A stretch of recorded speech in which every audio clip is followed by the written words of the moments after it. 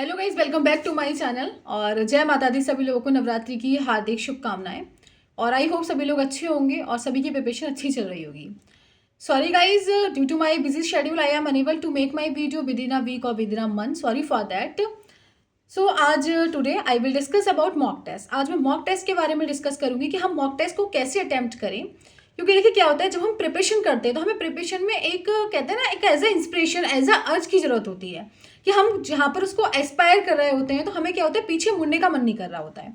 तो जब हम मॉक टेस्ट देते हैं और मॉक टेस्ट में हमारे कंटिन्यूस, जैसे आज मेरे मान लीजिए जैसे 200 का होता है हमारा एग्जाम प्री, तो अगर मेरे मार्क्स 150 आए और कल मेरे मार्क्स 140 आ गए, 130 आ गए या 114 आ गए, इस तरीके से जब मार्क्स हमारे डिक्रीजमेंट में होते हैं तो ट्रस्ट मी बहुत ज़्यादा पेन होता है कि यार हम तो इतनी प्रिपरेशन कर रहे हैं, कोई प्रिपरेशन में हमारी कमी नहीं है, डेली लगातार पढ़ रहे हैं, उसके बाद भी जो हमारे मॉक टेस्ट में मार्क्स हैं वो कभी तो हमारे मतलब स्टेबल नहीं है, और इंस्टीड ऑफ स्टेबल होने की बजाय हमारे मार्क्स जो है वो डिक्रीज हो रहे हैं। तो ये जो डिक्रीजमेंट जो वर्ड है ना, सीरियसली बड़ा बुरा लगता है। जब हम अपने मार्क्स देखते हैं और डिक्रीज होते हुए देखते हैं तो बहुत बुरा लगता है। और डेली हमें एक तरीके से एनहांसमेंट की जगह हमें क्या मिलता है, डिमोशन मिलता है। हमें बहुत ज़्यादा बुरा लगता है कि यार प्रिपरेशन छोड़ दें, हमसे हो नहीं पाएगा। बार बार मन में ख्याल आता है, थॉट आता है कि यार शायद ये हो नहीं पाएगा, CGL is a very big task, तो हम इसको नहीं कर पाएंगे। तो देखिए क्या होता है हमारे मॉक टेस्ट में, और अगर हमारे मॉक टेस्ट में मार्क्स बढ़ते रहें, आज 150 आए, कल 154 हो गए, इस तरीके से हमारे मार्क्स अगर बढ़ रहे हैं, माना बढ़ भी नहीं रहा है और हमारे एक तरीके से स्टेबल है, फिर भी हम एक तरीके से सेटिस्फाइड हुए कि यार हम जो प्रिपरेशन कर रहे हैं तो यानी कि हमारे मार्क्स स्टेबल हैं, हाँ इतने पर हम हैं, बट डिक्रीज नहीं होने चाहिए। और इंक्रीज हो तो बहुत अच्छी बात है। तो हमारा क्या है, मोटिवेशन है, as a motivation, self motivation है। और हम अंदर से हमारा जो मन होगा वो बहुत करेगा कि अरे यार नहीं, हम कर सकते हैं। और जहाँ पर किसी भी प्रिपरेशन में मैं समझती हूँ कि जब भी हमारा माइंड, अगर हम पॉजिटिव हैं तो हम पॉजिटिविटी से हर कुछ वो हासिल कर सकते हैं जिसके लिए हम प्रिपरेशन कर रहे हैं, जो हम सोचते हैं। If we are positive we can achieve everything what we are thinking about. जो भी हम सोच रहे हैं वो हम डेफिनेटली अचीव कर पाएंगे इफ वी आर पॉजिटिव। ठीक है, तो आज हम बात करेंगे मॉक टेस्ट कैसे अटेम्प्ट करें। क्योंकि मॉक टेस्ट किसी भी प्रिपरेशन में, किसी भी एग्जाम की प्रिपरेशन कर रहे हैं, चाहे वो यूपीएससी हो, चाहे वो एसएससी हो, चाहे बैंकिंग हो, किसी भी एग्जाम की अगर हम प्रिपरेशन कर रहे हैं तो मॉक टेस्ट अपने आप में बेहद इंपॉर्टेंट रोल प्ले करता है। तो आज मैं बताऊंगी कि मॉक टेस्ट को कैसे अटेम्प्ट करें, कब अटेम्प्ट करें, कितने mock test in a week दें, सारी चीजें हम डिस्कस में करेंगे। ठीक है, तो गाइज आज हम बात करेंगे क्या होता है मॉक टेस्ट। जो है मॉक टेस्ट में सबसे ज्यादा इंपॉर्टेंट होता है, मॉक टेस्ट देना इतना इंपॉर्टेंट नहीं होता जितना मॉक टेस्ट का एनालिसिस करना इंपॉर्टेंट होता है। मैंने उसको जितना अच्छे से एनालाइज करेंगे वो ज्यादा बेटर रहेगा कि कहाँ पर वी हैव कमिटेड मिस्टेक, हमने कहाँ पर मिस्टेक की है और क्या हमें सुधारना चाहिए, कितना हमें आता है, कितना नहीं आता, सारी चीजें हम उसको ठीक से करें। तो मॉक टेस्ट देने का तरीका क्या होगा गाइस, सबसे पहले हम क्या करेंगे, जब हम मॉक टेस्ट देंगे, ठीक है, सबसे पहले मॉक टेस्ट डेली नहीं देना। जैसे जो बच्चे डेली मॉक टेस्ट दे रहे हैं, कुछ बच्चे तो ऐसे होते हैं कि मॉक टेस्ट डेली की जगह सुबह भी मॉक टेस्ट दे रहे हैं और शाम को भी मॉक टेस्ट दे रहे हैं कि मार्क्स बढ़ जाएंगे। एक बात बताइए, आप मॉक टेस्ट देते रहेंगे और उसको नया कुछ नहीं पढ़ रहे हैं तो क्या मॉक टेस्ट में आपके मार्क्स बढ़ जाएंगे? नो, नहीं बढ़ेंगे। ठीक है, तो जो आप मॉक टेस्ट में टाइम अपना इसको कंज्यूम करते हैं उसकी जगह आप कुछ न्यू पढ़िए। ठीक है, अब कैसे करेंगे आप मॉक टेस्ट? मॉक टेस्ट आपको अल्टरनेट डेज में दे सकते हैं, नहीं तो आप मेरे अकॉर्डिंग जो है मॉक टेस्ट आप 2 डेज में दें।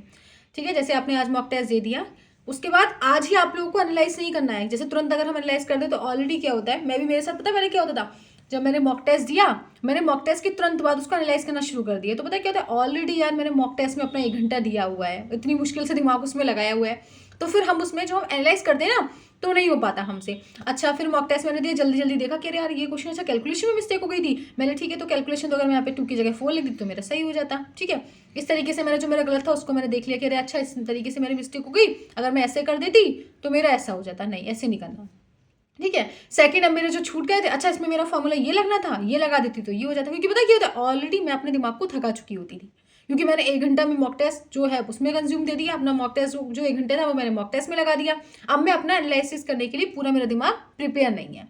तो मैं सजेस्ट करूंगी जिस दिन आप मॉक टेस्ट दें उस टाइम तो बिल्कुल देखें ही ना, और उस दिन भी मॉक टेस्ट ना देखें, उसको भी बिल्कुल छोड़ दें। मॉक टेस्ट दिया, अब उसको जो आपके मार्क्स आए पॉजिटिव सोचिए कि कम मार्क्स आए हैं, कोई बात नहीं, कोई मिस्टेक हो गई होगी, कल अच्छे आएंगे। ठीक है, अब आप क्या करेंगे, नेक्स्ट डे जिस टाइम आप मॉक टेस्ट देते हैं उसी टाइम अपना मॉक टेस्ट निकालिए। अब आप किस तरीके से करेंगे मैं बताती हूँ। हमारे क्वेश्चंस 3 तरीके से कैटेगराइज होते हैं। एक तो आपके क्वेश्चंस आपने छोड़ दिए, मानिए आपने 20 का, हमारे 25 क्वेश्चंस होते हैं मैथ्स में, मैथ्स की बात कर रही हूँ, तो मैथ्स में से आपने 18 क्वेश्चंस जो है वो अटेम्प्ट, जो आपने 21 क्वेश्चंस अटेम्प्ट किए थे, ठीक है, 21 में से 18 क्वेश्चंस आपके सही चले गए और 3 क्वेश्चंस आपके गलत चले गए, राइट, और आपने 4 क्वेश्चंस छोड़ दिए। तो आपके क्वेश्चंस जो है वो 3 पार्ट्स में कैटेगराइज हुए। एक तो वो क्वेश्चंस जो आपके ठीक गए, सेकंड वो क्वेश्चंस जो आपने किए बट वो गलत चले गए, और थर्ड क्वेश्चंस वो जो आपने अटेम्प्ट ही नहीं किए। तो 3 पार्ट्स में आपके क्वेश्चंस जो है वो कैटेगराइज हो गए। समझ में आ गई इतनी बात। अब आपको कैसे करना है, जब आप मॉक टेस्ट को एनालाइज करेंगे तब आप अपने पास एक कॉपी रखें और एक पेन रखें, ठीक है।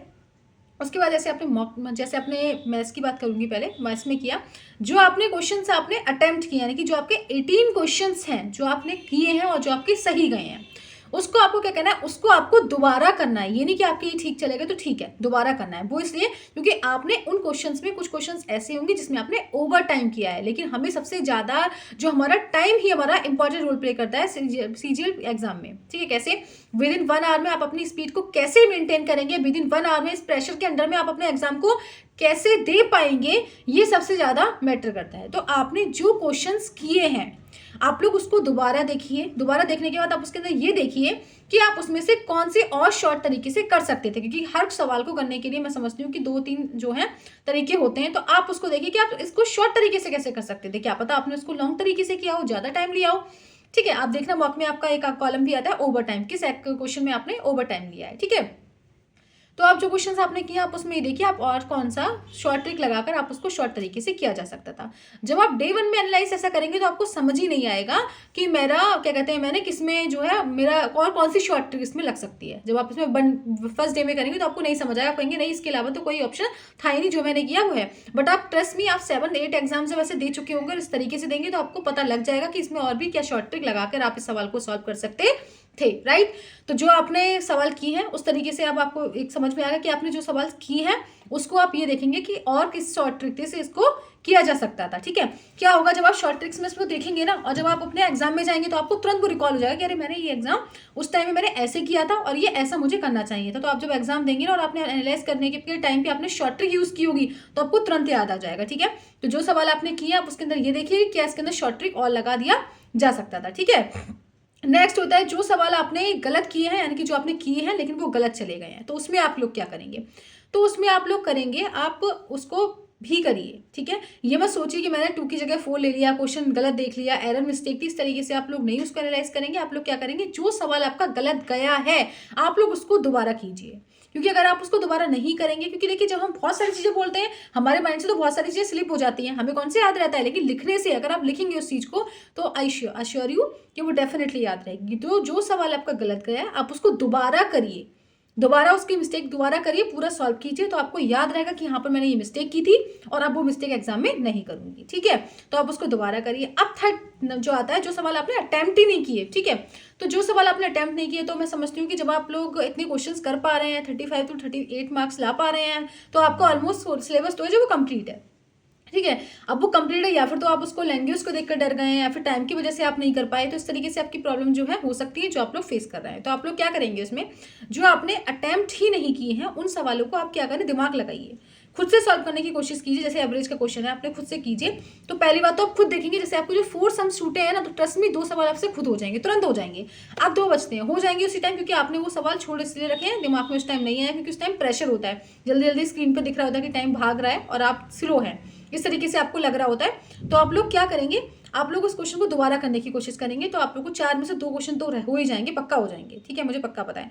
अब 2 क्वेश्चन ऐसे बचते हैं, मानो किसी फॉर्मूला की वजह से, जैसे कि अगर आपको इंटरनल एंगल का सम निकालने के लिए आ गया, ठीक है, इस तरीके से आपको फॉर्मूला नहीं पता है, फिर स्टैटिस्टिक्स में कोई आपको नहीं पता, प्रोबेबिलिटी का कोई फॉर्मूला नहीं पता, तो फॉर्मूला की वजह से होंगे, तो आप उसको फॉर्मूला देख लीजिएगा, फॉर्मूला लर्न कीजिएगा, फिर उसको सॉल्व कीजिएगा, इस तरीके से हो सकते हैं। नहीं तो आप उसको फिर दोबारा आप उसको तुरंत नहीं करना, उसको इतना दिमाग लगाइए, बहुत देर तक दिमाग लगाइए क्या होगा, फिर उसका क्वेश्चन देखिए, पूरा उसका प्रॉपर आंसर देखिए, देन उसको कीजिए, 2-3 बार कीजिए कि मेरे कहाँ पे मिस्टेक हुई और मेरे से पक्का आ गए हैं। इस तरीके से जो भी, जैसे अब आपका एवरेज का नहीं हुआ तो एवरेज पूरा टॉपिक ले लीजिए और एवरेज के 20-25 सवाल उस टॉपिक पर कर डालिए उसी दिन, तो इस तरीके से आपका पक्का हो जाएगा, ठीक है। तो ये तो मैथ्स का रहा। अब रीजनिंग का रहता है, सेम रीजनिंग भी इसी तरीके से होता है। बाकी अब इंग्लिश का है, इंग्लिश में जैसे कि आप लोगों ने किए 20 क्वेश्चंस किए, 20 क्वेश्चंस में से आपके सही, मतलब 20 क्वेश्चंस आपके गए हैं।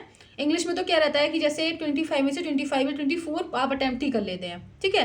तो जब अटैम्प्ट कर लेंगे तो आपके माने 20 सही चले गए, उसके बाद आपके 2 गलत गए हैं, तो देखिए सिनोनिम में गलत गए हैं, तो ये तो देखिए ऐसा होता है कि हम स्लिप हो जाता है दिमाग में, तो उसका वो प्रैक्टिस ही होता है। डेली आप लोगों को वोकैबुलरी वगैरह लर्न करनी है, ये नहीं सोचना कि मैंने एक बार ब्लैक बुक कंप्लीट कर ली है तो दोबारा मैं उसको रिवाइज नहीं करूंगी। वोकैबुलरी का तो मैं सजेस्ट करूंगी कि आप डेली आपको वोकैबुलरी रिवाइज करनी है, अगर एक बार लर्न हो गई दोबारा रिवाइज करिए, मल्टीपल टाइम्स आपको लर्न करनी है, ठीक है।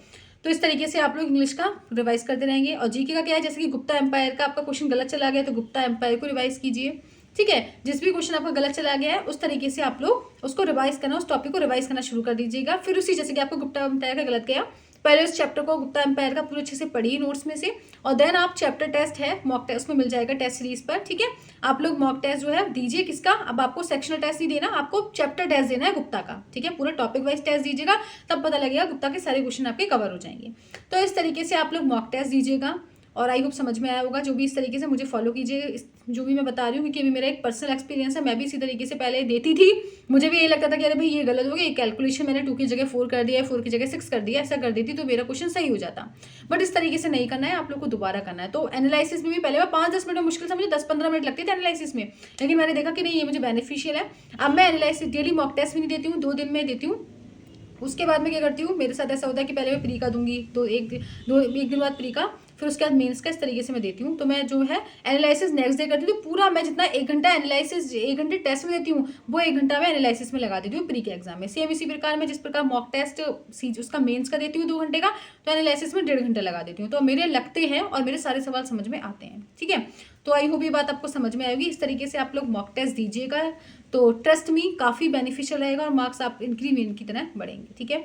तो आई होप ये वीडियो समझ में आई होगी, और अगर समझ में आई है तो प्लीज़ लाइक कीजिएगा, और thank you and have a nice day. कोई और क्वेरी हो, भाई मैं भी अभी प्रिपरेशन कर रही हूँ, तो मैं अपने एक्सपीरियंस आप लोगों के साथ शेयर इसीलिए करती रहती हूँ, जिससे कि आप लोग कहीं ना कहीं मेरी द्वारा आपकी कुछ ना कुछ किसी भी चीज़ में हेल्प हो जाए, ठीक है।